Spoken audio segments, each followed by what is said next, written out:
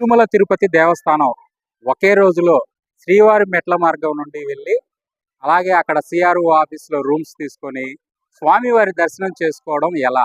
శ్రీనివాస గోవింద శ్రీ వెంకటేశ గోవింద భక్తవత్సల గోవింద భాగవత ప్రియ గోవింద గోవింద హరి గోవింద వెంకటరమణ గోవింద గోవింద హరి గోవింద వెంకటరమణ గోవింద నిత్య నిర్మల గోవింద నీలమేఘ శ్యామ గోవింద పురాణ పురుష. పూర్తి డీటెయిల్స్ అయితే ఈ వీడియోలో చూపించబోతున్నాము. ఇక్కడ ఏది మిస్ కామాకండి, ఎందుకంటే ఒక్క రోజులోనే శ్రీవారి మెట్ల మార్గం నుంచి పైకెక్కి కొండపైకి అక్కడ రూమ్స్ కూడా తీసుకోవడం జరిగింది. చాలా మంది ఆన్లైన్లో బుక్ చేసుకొని ఆన్లైన్ దొరకని వాళ్ళు ఇబ్బంది పడుతూ ఉంటారు. మేమైతే టికెట్లు బుకింగ్ చేసుకోలేదు, అలాగే రూమ్స్ కూడా బుకింగ్ చేసుకోలేదు. స్వామివారి దర్శనం కోసం వచ్చాము. ఒక్క రోజులోనే ఆ స్వామివారి దర్శనం పూర్తి చేసుకోగలిగాము. మొత్తం కూడా ఈ వీడియోలో పిన్ టు పిన్ మీకు చూపించబోతున్నాను. వీడియోని పూర్తి వరకు చూడండి. ఇక మేమైతే ఏపీఎస్ఆర్టీసీ బస్సులో రిజర్వేషన్ చేయించుకొని 4 గంటలకల్లా తిరుపతి చేరుకున్నాము. వెంటనే అక్కడి నుంచి భూదేవి కాంప్లెక్స్కి వెళ్ళి శ్రీవారి మెట్ల మార్గం గుండా వెళ్ళడానికి దివ్య దర్శనం టోకెన్లు వేయించుకోవడం జరిగింది. మాకైతే అదృష్టవశాత్తు టోకెన్స్ దొరికాయి. వెంటనే అలివేలు మంగాపురానికి అదే ఆటోలో వెళ్ళాము.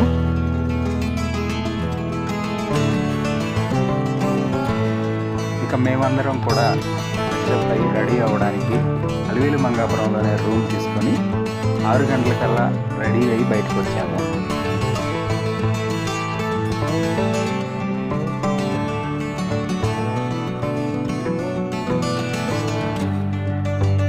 శ్రీ అలివేలు మంగాపురంలోని స్వామివారి దర్శనం చేసుకోవడానికి వచ్చాము. మాకైతే ఉదయాన 6 గంటలకి స్వామివారి తోమాల సేవలో దర్శన భాగ్యం కలిగింది. కొండపైన శ్రీవారికి ఎలాంటి సేవలు జరుగుతాయో ఇక్కడ స్వామివారికి కూడా అలాంటి సేవలే నిర్వహిస్తారు. శ్రీవారి మెట్ల మార్గం గుండా వెళ్లే ముందు స్టార్టింగ్ పాయింట్లోనే మనకి లగేజ్ కౌంటర్ కనిపిస్తుంది. మనతో పాటు తెచ్చుకున్న బ్యాగులు కానీ లగేజీలు కానీ ఇక్కడ ఇస్తే ఉచితంగా వీళ్ళు కొండపైకి చేరుస్తారు.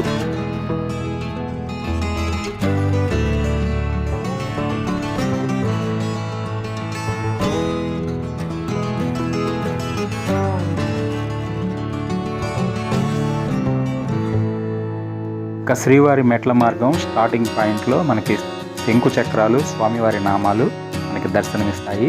ఇక్కడి నుంచే భక్తులు పూజలు చేసుకొని శ్రీవారి మెట్ల మార్గం గుండా బయలుదేరుతారు. మొత్తం మెట్ల సంఖ్య 2388, 2 కిలోమీటర్ల దూరం ఉంటుంది.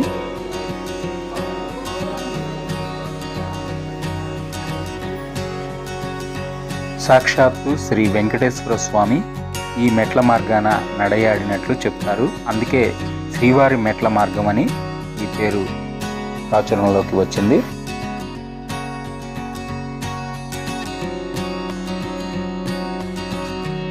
నేనైతే శ్రీవారి మెట్ల మార్గం గుండా నడవడం ఇది మొదటిసారి.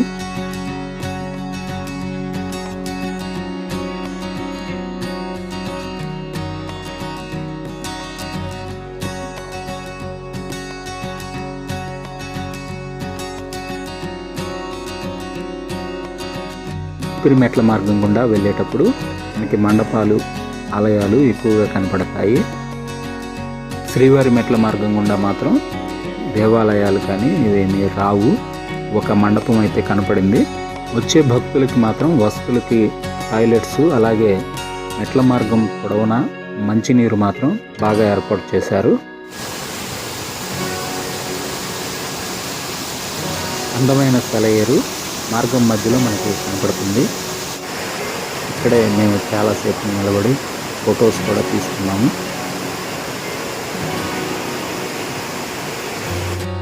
పన్నెండు మెట్టు దగ్గర దివ్య దర్శనం టోకెన్స్ స్కాన్ చేయించాలి.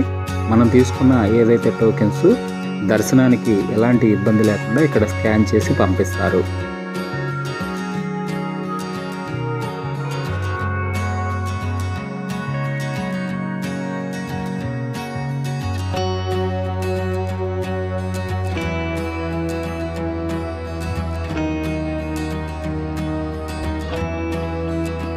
మెట్లు చాలా హైట్గా ఉండటం అలసట వస్తుంది తొందరగా. అలిపిరి మెట్ల మార్గంలో మోకాళ్ళ పర్వతం అంటారు కదా, అలా ఉన్నాయి మొత్తం అన్ని మెట్లు కూడా. అలా కాసేపు ఆగి కూర్చొని రెస్ట్ తీసుకుంటూ వెళ్ళాము.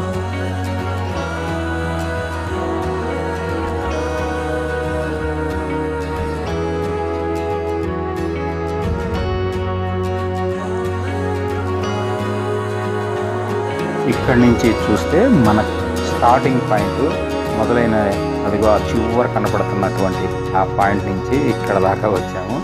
మొత్తం కూడా కొండ స్ట్రైట్గా ఉంది, చుట్టూ కొండలు, మధ్యలో ఈ మార్గం శ్రీవారి మెట్ల మార్గం ఉంది.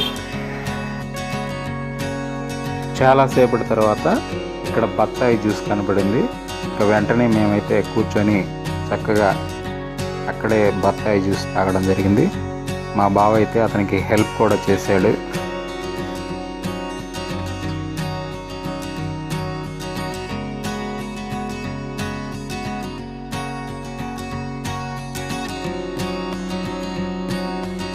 శ్రీవారి మెట్ల మార్గం అంటే తక్కువ మెట్లున్నా కానీ తొందరగా అలసిపోతాము.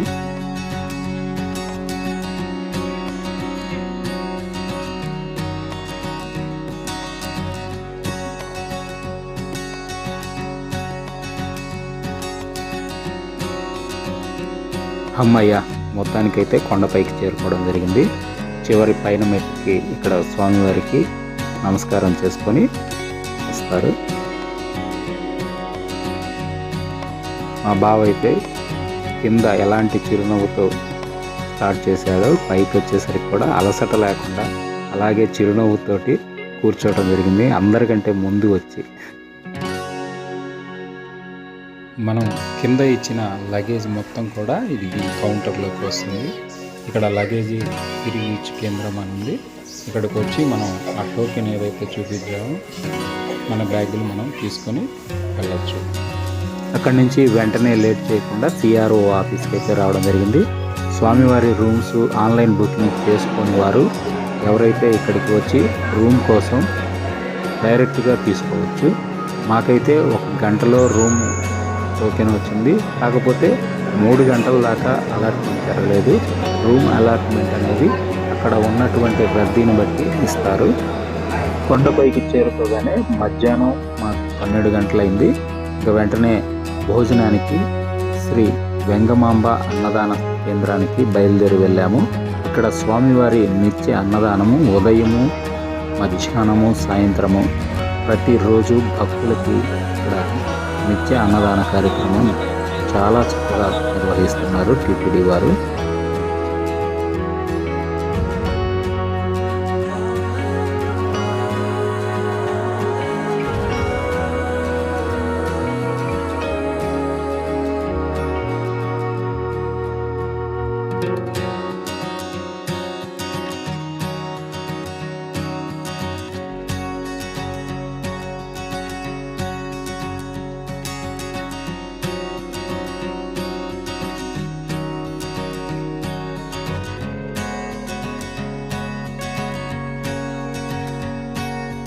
భోజనం చేసిన వెంటనే స్వామివారి దేవాలయ ప్రాంగణం అంతా కూడా తిరిగి చూసాం.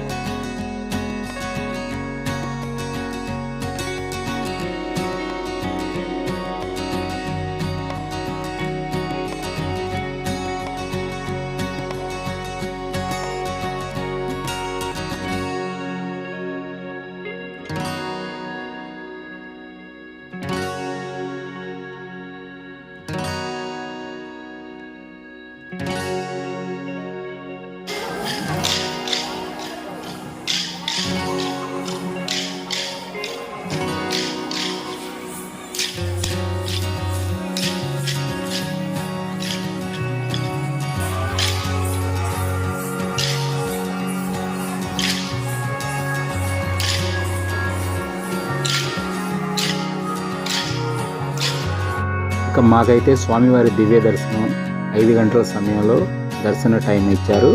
మేము సాయంత్రం 5 గంటలకి స్వామివారి దర్శనానికి వెళ్ళి 8 గంటలకల్లా స్వామివారి దర్శనం పూర్తి చేసుకొని బయటికి వచ్చాము.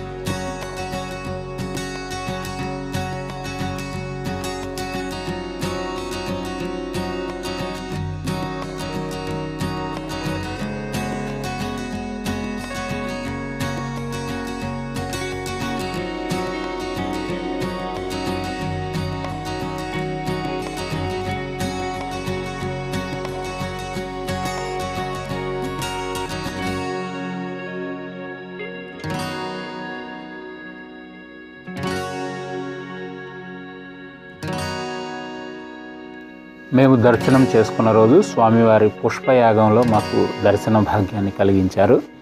పూలతోటి ప్రత్యేక అలంకరణ చేసి ఇలా స్వామివారికి పుష్పయాగ కార్యక్రమాన్ని నిర్వహించారు టిటిడి వారు.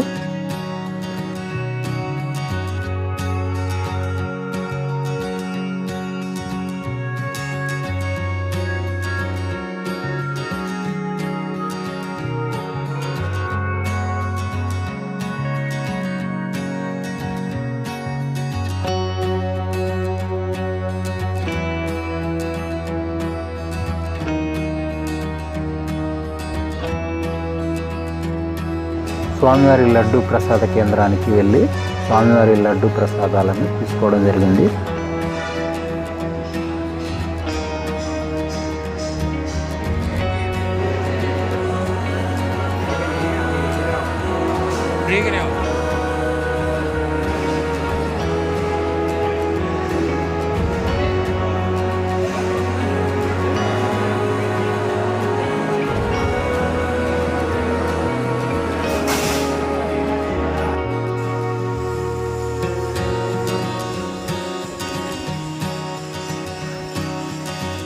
ఇంట్రెస్ట్ ఏం లేదు కానీ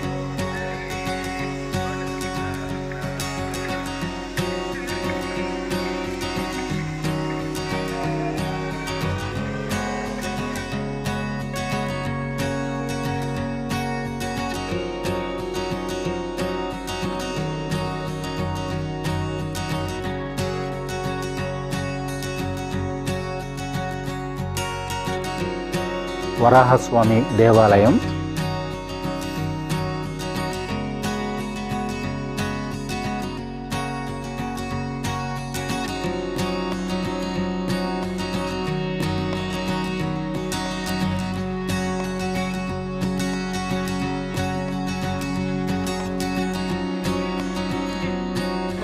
ఉదయ్ కాంప్లెక్స్ కాడ టోకెన్ చేయించుకున్నాం. శ్రీవారి మెట్టు ద్వారా పైకి వచ్చేసాం. సిఆర్ ఆఫీస్లో రూమ్ తీసుకున్నాం, 50 రూపాయల రూము. తర్వాత దర్శనం చేయను 5 o'clock 8 o'clock దర్శనం అయిపోయింది.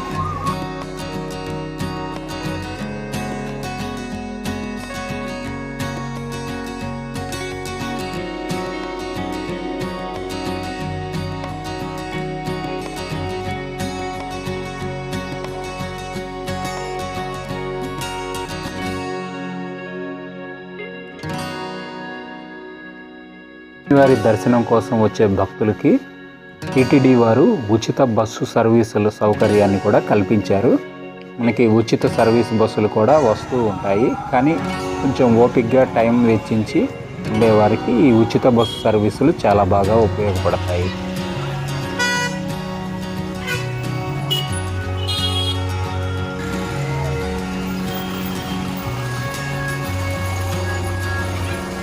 మరుసటి రోజు మధ్యాహ్నం కూడా శ్రీ వెంగమాంబ అన్నదాన కేంద్రానికి వచ్చి స్వామివారి ప్రసాదము అన్నదానం ఇక్కడే చేశాము. భోజనం మాత్రం చాలా బాగుంది. ఇక్కడ టీటీడీ వారు చాలా మంచి సౌకర్యం భక్తుల కోసం ఏర్పాటు చేశారు. ప్రతి ఒక్కటి కూడా క్వాలిటీతో మెయింటైన్ చేస్తున్నారు.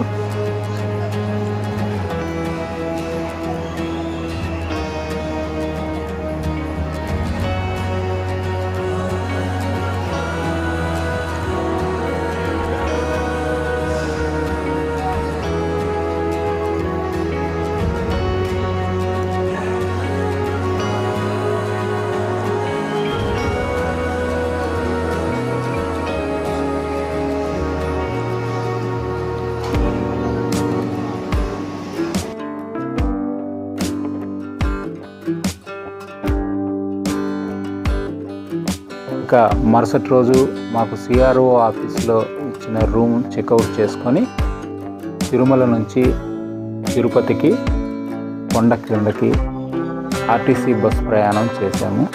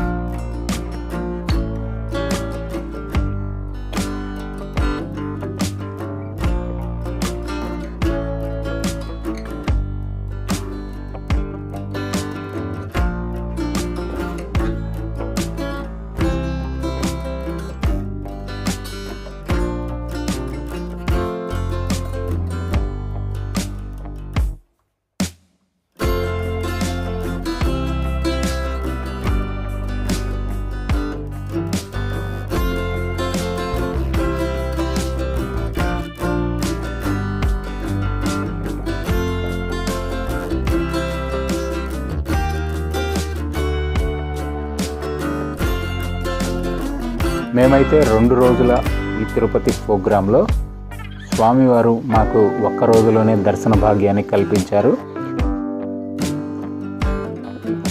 సో ఈ వీడియో మీకు నచ్చితే లైక్ చేసి షేర్ చేయండి. మీ అభిప్రాయాన్ని కామెంట్ రూపంలో తెలపండి. Thank you.